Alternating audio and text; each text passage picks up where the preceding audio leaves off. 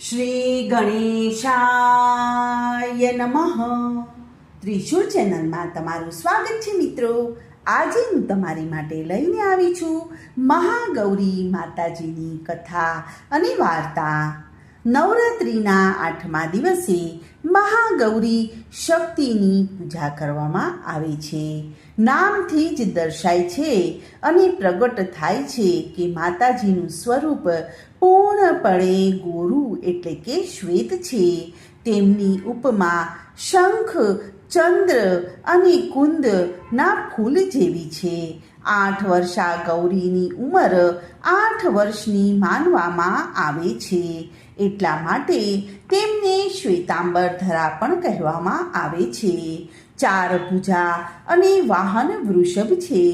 એટલા માટે તેને વૃષારૂઢા માતાજી પણ કહેવામાં આવે છે.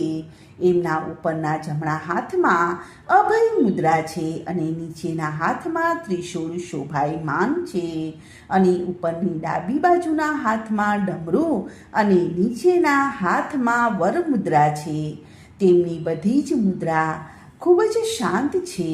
પતિના રૂપમાં ભગવાન શિવને પ્રાપ્ત કરવા મહાગૌરી માતાજીએ કઠોર તપસ્યા કરી હતી.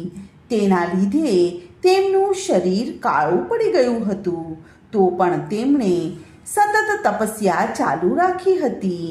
આથી પ્રસન્ન થઈને ભગવાન શિવજીએ માતાજીના શરીર પર ગંગાના પવિત્ર જળથી ધોઈને કાંતિમય બનાવી દીધું, જેથી તેમનું રૂપ ગૌરવણ થઈ ગયું.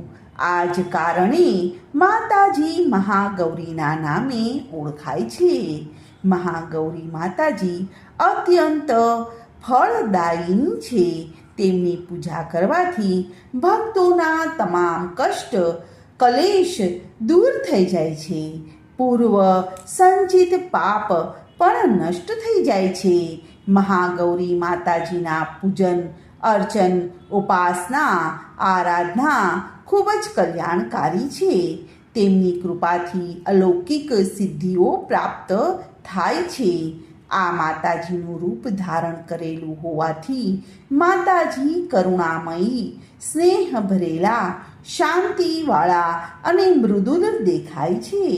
દેવીના આ સ્વરૂપની પ્રાર્થના કરવાવાળા દેવ અને ઋષિગણ કહે છે કે સર્વ મંગલ માંગલ્યે શિવે સર્વાર્થ સાધિકે શરણ્યે ત્રંબકે ગૌરી નારાયણી નમોસ્તુતે.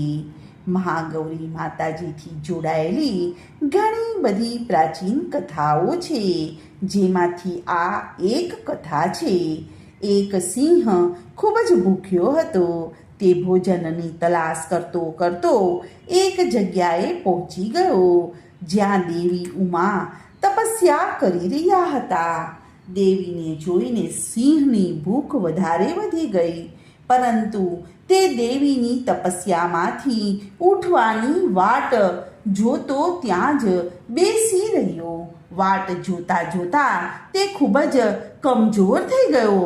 દેવી જ્યારે તપસ્યામાંથી ઉઠ્યા તો તે સિંહની દશા જોઈને માને ખૂબ જ દયા આવી ગઈ અને માતાજીએ સિંહને પોતાનું વાહન બનાવી લીધું. કેમ કે એક પ્રકારે સિંહે પણ ભૂખ્યા રહીને તપસ્યા કરી હતી. એટલા માટે મહાગૌરી માતાજીના વાહન બળદ અને સિંહ બંનેવ છે. તો મિત્રો, આ હતી મહાગૌરી માતાજીની કથા. તો આજની આ કથાને હું અહીં વિરામ આપું છું. કાલે ફરીથી આવીશ એક નવી કથા લઈને. ત્યાં સુધી બધાને મારા જય શ્રી કૃષ્ણ. ધન્યવાદ.